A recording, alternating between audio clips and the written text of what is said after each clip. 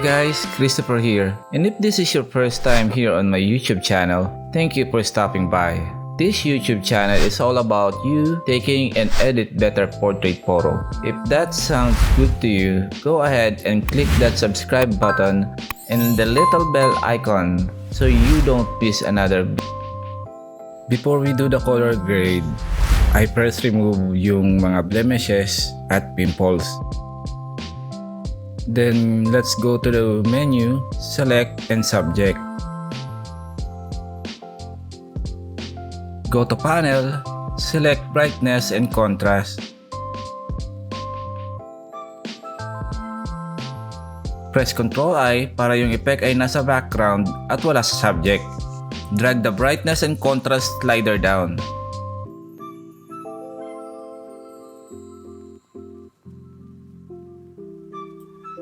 Let's click the eye icon sa layer to check the effect. I'm good with this. Now, I'm going to add another layer and this time I'll choose Hue in Saturation Adjustment. Press Alt-I on your keyboard and drag it sa Hue and Saturation layer. Ang tip ko is when doing color grading, subtle adjustment lang. It's up to you how you do your color grading. Add curves adjustment, press Alt-I, and drag it up. Let us group this layer. Click the eye icon to reveal the effect. Let's rename the folder. I'm going to name this as background. And if ever you want to adjust the effect, you may lower the opacity. Let's color grade naman yung subject. Press Ctrl-Shift, Alt-E to create a copy of all the visible layers. Press Ctrl, click any layer at the bottom, and Ctrl-Shift-I to invert the selection. Press Ctrl-J to have a cut selection of the subject. Convert to Smart Object. Go to Filter, Camera Filter, adjust the contrast, the shadows, decrease the black, adjust the vibrance, and the saturation. Adjust the temperature, and pag okay ka na sa adjustment mo, press OK.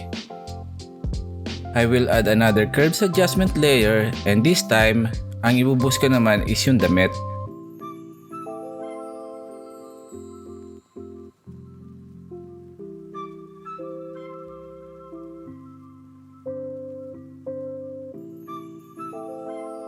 When doing adjustment, dapat per layer ang adjustment ng kulay para if in case di mo magustuhan yung ginawa mo, maaari mong pindutin yung eye icon to deactivate the effect.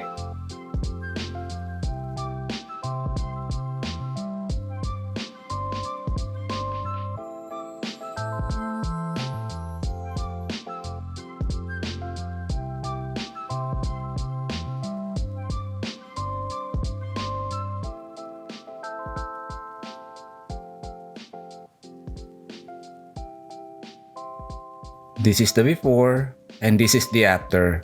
I would like to know if this video find helpful to you. Comment down below. And if nagustuhan mo, please subscribe, like, and hit the bell icon para madali mong masubaybayan my next video.